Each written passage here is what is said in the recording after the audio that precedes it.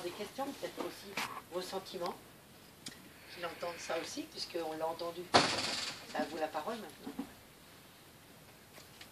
Bon courage. Il en fait preuve qu'il en a quand même. Moi, je vais lui demander, c'était dans quelle ville lorsque tu as fait cette compétition en France et que tu es arrivé avec le drapeau sahraoui, c'est dans quelle ville? C'est à Agde. Agde. C'est vers Montpellier. On peut en connaître. 3 jours après, c'est juste à Villers, dans le département 60. 02. Et quelles ont été les réactions autour de toi, de tes collègues qui couraient avec toi déjà? Ils savaient que tu étais sahraoui. Les Marocains de l'équipe. Les Marocains, ouais. Ils savaient que tu étais sahraoui. Ils connaissaient tes opinions. Voilà. Et le fait que tu montres ça, parce que c'est quand même ce qu'il a fait, ça peut valoir 20 ans de prison au Maroc. Hein. Plus. Voilà, plus, mais enfin, au moins 20 ans, c'est un petit minimum de 20 ans. Donc c'est quelque chose qui n'est pas banal. Pour nous, ça nous semble montrer un drapeau. Surtout en 2004. 2004, il n'y avait pas l'intifada, tu as raison. Ouais. C'est vrai, pour situer aussi les choses. Hein. Aujourd'hui, un drapeau, le brandir, c'est... Avant, on ne peut pas dire juste le mot de Polisario, on ne peut pas, on avait peur. Donc, en 2005, on a un peu, avec l'intifada au territoire occupé, les choses ont un peu changé. Plus de violence. Oui. Et donc, tu as eu des réactions officielles de l'État marocain? Normal, par l'État, oui. Qu'est-ce que c'était?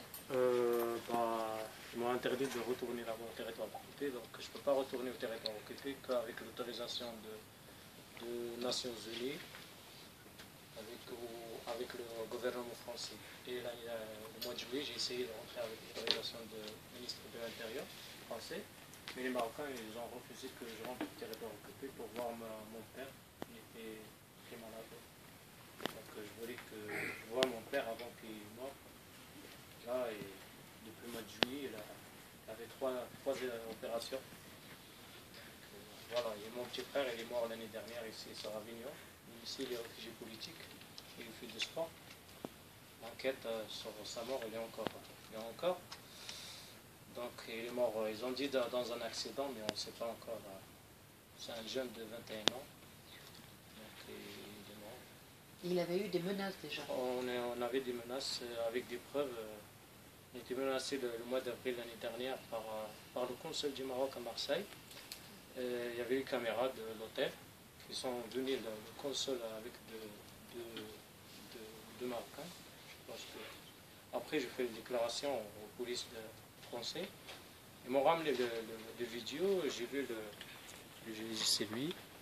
Donc après, ils ont dit on va prendre au sérieux le problème, mais ils ont dit qu'il ne faut pas parler, parce que c'est un truc grave, donc si tu parles aujourd'hui, tu seras dans une situation...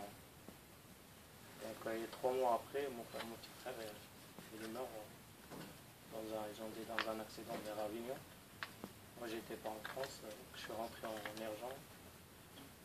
Donc voilà. Et après, les Marocains ils ont refusé que mon frère soit enterré au territoire occupé.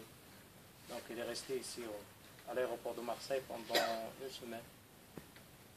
Et après, les négociations avec la France et le Maroc, ils ont laissé le dernier 12 jours après.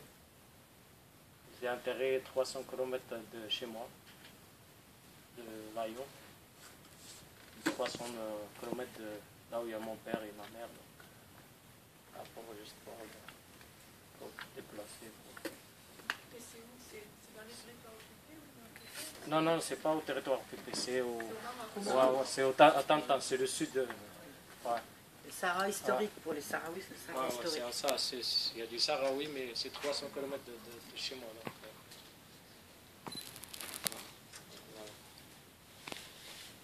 Et là, en France, depuis l'année dernière, je restais à peu près 1 mois en France. Je ne peux pas rester trop longtemps ici. Je ne me sens pas en sécurité en France. Donc, pour obligé, je me déplace tout le temps. Là, je viens d'arriver avant-hier de Pays Basque. Donc, depuis la mort de mon frère, je ne peux pas passer 24 heures, 48 heures, 48 heures dans la même place. Donc voilà. Est-ce que c'était l'accident de contrôle? On ne sait pas encore. Ils ne savent pas. On ne sait pas encore. C'est pas sur la route? C'est sur la route, ouais. Sur la route. Ouais, ouais. Sur la route. Monsieur, vous avez une question? Oui, bonsoir Smaïl, je travaille au service jeunesse du département. Moi, je voulais avoir une précision sur les conditions de vie dans les camps, côté Algérie, parce que là, on a eu une idée de ce qui se passait sur les territoires occupés.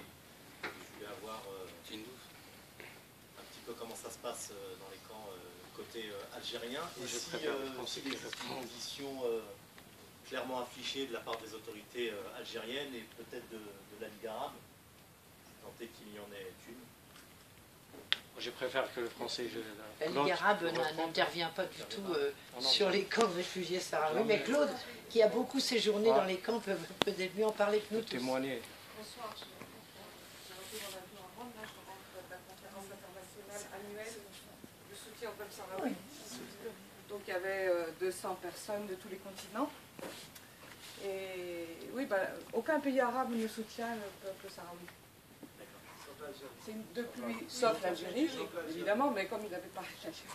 Et puis depuis le printemps arabe, le peuple tunisien commence à s'intéresser à ce voisin réfugié du Sud qui cherche son indépendance depuis 40 ans, puisqu'on a fêté cette année le 40e anniversaire de la fondation du Front prisonnier. Voilà, donc c'est vrai que ça fait 38 ans que le Maroc occupe le Sahara occidental, et donc 38 ans qu'il y a